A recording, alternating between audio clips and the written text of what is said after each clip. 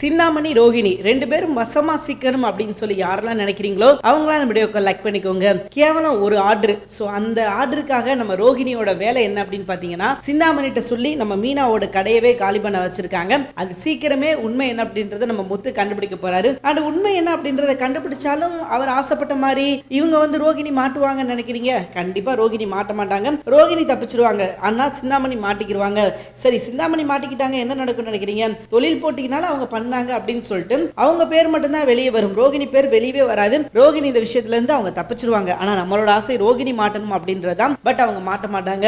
Last எபிசோட்ல எதோட முடிச்சிருந்தாங்க அப்படின்னா, சுதா வந்து ரோகிணிக்கு கால் பண்ணி பேசிக்கிட்டு இருக்காங்க. என்னமா 2 லட்ச ரூபா வாங்கினதோட சரி, அதுக்கப்புறம் ஒண்ணுமே தரல, வட்டியும் தரல, பணமும் தரல, என்னதான் பண்ண போறதா உத்தேசம் எனக்கு தெரியாது, எனக்கு பணம் அர்ஜென்ட்டா தேவைப்படுது, நீ உடனே அந்த அமௌண்ட் போட்டு விடு அப்படின்ற மாதிரி அவங்க கேக்குறாங்க. இப்ப ரோகிணிக்கு என்ன செய்யறதுனே தெரியல. என்னமா திடீர்னு அமௌண்ட் கேட்டீங்கன்னா எப்படி பண்றது, நான் என்ன பண்றது, என்கிட்ட கையில எதுவும் காசு இல்ல அப்படின்ற மாதிரி சொல்ல, அப்ப காசு இல்லைன்னா நான் சொன்ன வேலையாவது செய்யுமா, இங்க பாரு, நீ அந்த 2 லட்ச ரூபாய் எனக்கு தரவே வேணாம், நீ அதுக்கு பதில் ஒரே ஒரு விஷயம் பண்ணணும், ரவி அண்ட் சுருதி எங்க வீட்டுக்கு வர்ற மாதிரி செய்யணும், அப்படி இல்லையா சுருதியாவது எங்க வீட்டுக்கு வர்ற மாதிரி செய்யணும், அப்படி மட்டும் நீ செஞ்சுட்ட அப்படின்னா நீ எனக்கு வந்து அந்த பணத்தை தர வேணாம் அப்படின்ற மாதிரி சுதா ரோகிணி கிட்ட சொல்ல, சும்மாவே இந்த கிரிமினல் மாதிரி ஒர்க் பண்ணிக்கிட்டு இருக்கும், அதுகிட்ட போய் நான் உனக்கு காசு தரேன், நீ மேலும் கூட காசு வாங்கிக்கோ, நீ வந்து இந்த விஷயத்த பண்ணிரு அப்படின்னா சொல்லவா வேணும். ரோகிணி இதுக்கப்புறம் இறங்கி செய்யதான் போறாங்க.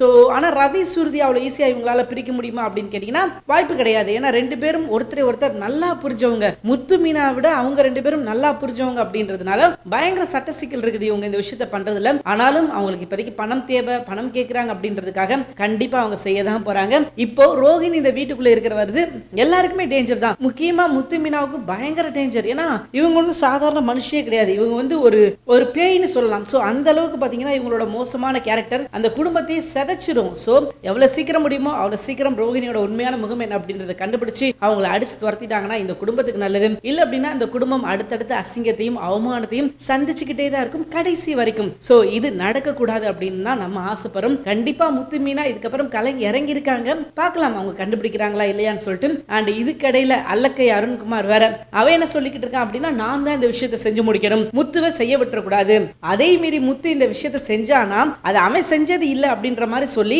அதோட கிரெடிட்டை நம்ம வாங்கிடணும், எப்படியாவது அது வந்து நமக்கு தேவை, நம்ம தான் அந்த விஷயத்தை செஞ்சு முடிச்சதா இருக்கணும் அப்படின்னு சொல்லி அவன் தனியா ஒரு திட்டம் தீட்டிக்கிட்டு இருக்கான். இவன் எங்க போய் முடிய போறான் அப்படின்னு சொல்லி தெரியல.